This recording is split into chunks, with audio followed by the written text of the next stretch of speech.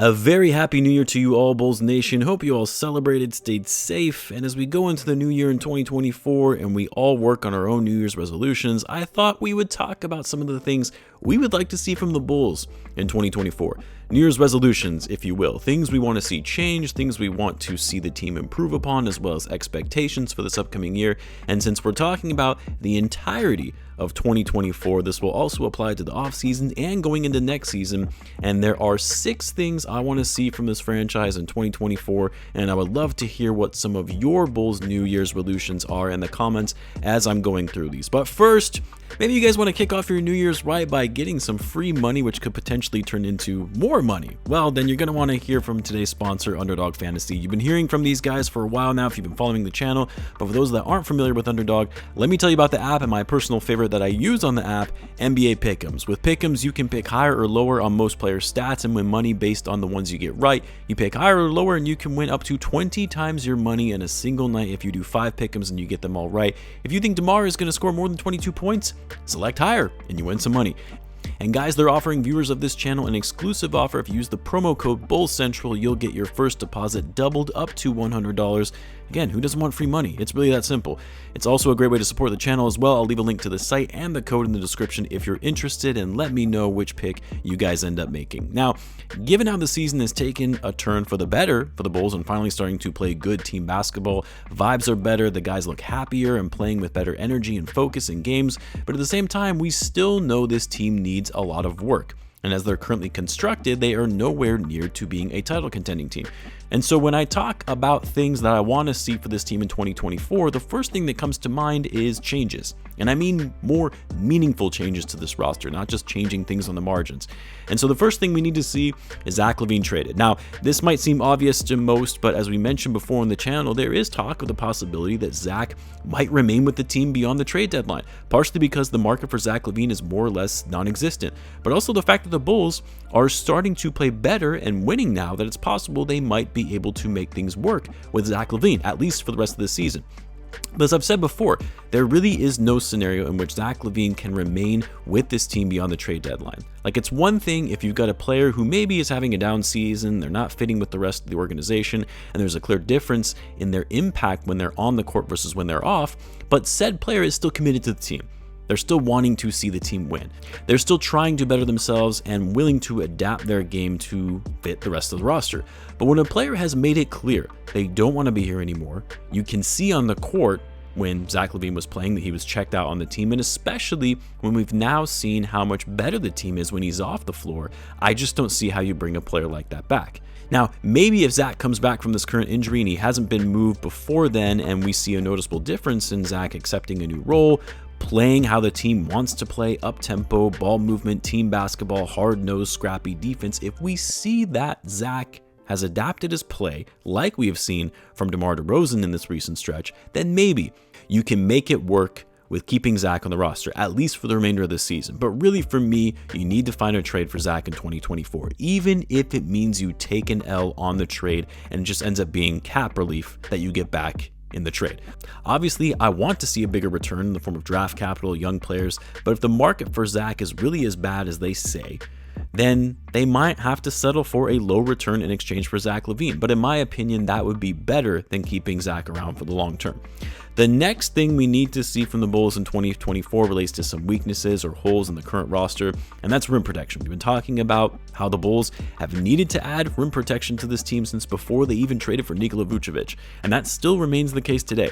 And by rim protection, it's more than just shot blocking, but bigs that can actually read the floor, make the right switches, defend the pick and roll, box out and crash the boards, prevent guards from driving to the basket. As much as some might say, well, Andre Drummond is a good rim protector, he's better than Vucevic when it comes to defense in the paint, but he does still have a lot of miscues on defense, commits silly fouls a lot, and doesn't have the best timing when it comes to keeping up with guards driving to the hoop. Now, what does adding rim protection look like for the Bulls in 2024, whether it be in the form of a trade before the deadline or in the offseason? I don't really know.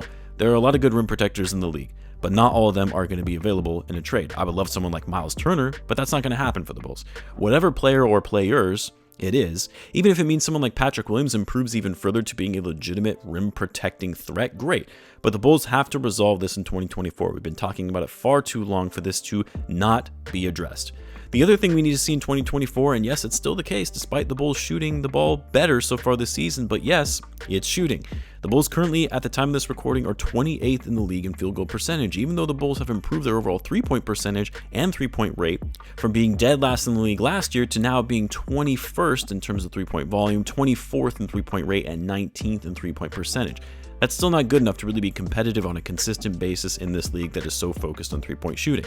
They need more three-point threats outside of just Coby White. Like really, when you think about this team and who are the shooting threats from outside, it's really just Coby.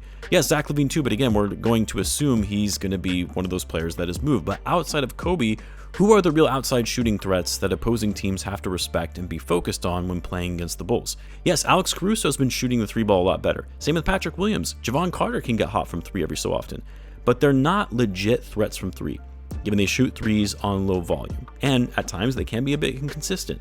It's not going to be something that is going to significantly impact how teams guard the Bulls and gives them multiple shooting options. For the Bulls, they need actual sharpshooters, shooters that primarily play off the ball, catch and shoot shooters that help space the floor, force teams away from the Bulls' primary scorers, and gives them a more dynamic offense. And hopefully bring the Bulls out of being in the bottom 10 in offensive rating dating all the way back to last season. The other thing I'll add is that it's not just three-point shooting. The Bulls need to improve their overall shooting profile. Too many mid-range shots, and it's one thing if the Bulls are hitting those shots. But the Bulls, believe it or not, are actually 29th in the league in two-point field goals and in the bottom 5 in the league in mid-range shooting. So yes, shooting, efficient scoring still remains a problem.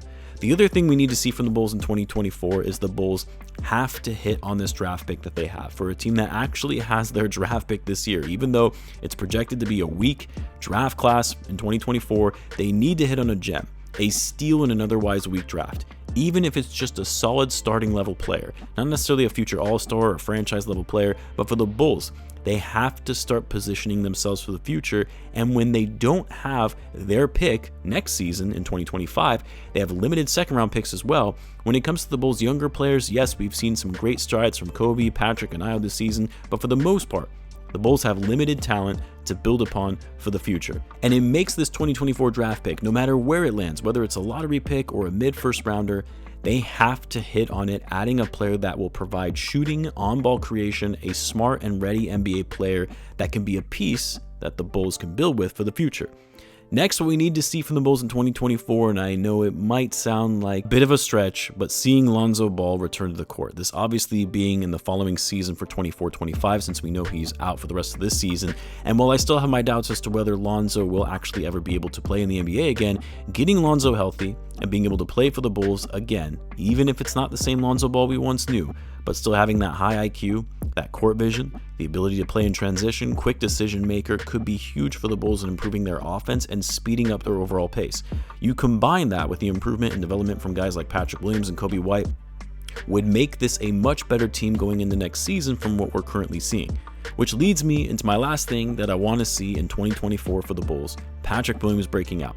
I know the same thing could be said for Coby White, but we're actually seeing a pretty decent leap from Coby this season despite his recent shooting slump. And while Pat has looked a lot better since the start of the year, now that he's been given more opportunity and touches with the current injuries to Zach, Torrey Craig, and now Vucevic, in December alone, Pat averaged 14.1 points per game, 4.4 rebounds on a true shooting percentage of 58%, shooting 50% from three. I mean, that's a massive jump from the first 15 games of the season, but I really want to see Patrick Williams break out. I want to see him averaging at least 16 points per game for the rest of the season. Ideally, I would like to see him averaging a bit more going into next season. I want to see him commanding the ball more, being a better on-ball creator, a better and more assertive rebounder and boxing his man out, taking more threes, and of course, maintaining his overall high-level defense.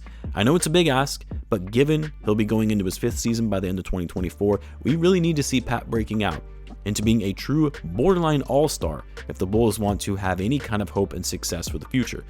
And so I guess, yes, this would also mean the Bulls extending Pat, whose rookie contract is expiring this offseason, hopefully at a reasonable contract, somewhere in the 5-year, $100 million range or less. And then finally, a New Year's resolution for myself, which I guess maybe I shouldn't call it a resolution, but a goal for this year is to get the channel to 45,000 subscribers. So if you've made it this far in the video and you're not subscribed, it would mean a great deal to me if you did to help the channel grow to that point. But anyway, guys, until next time, hope you have a great new year, and I will see you in the next one.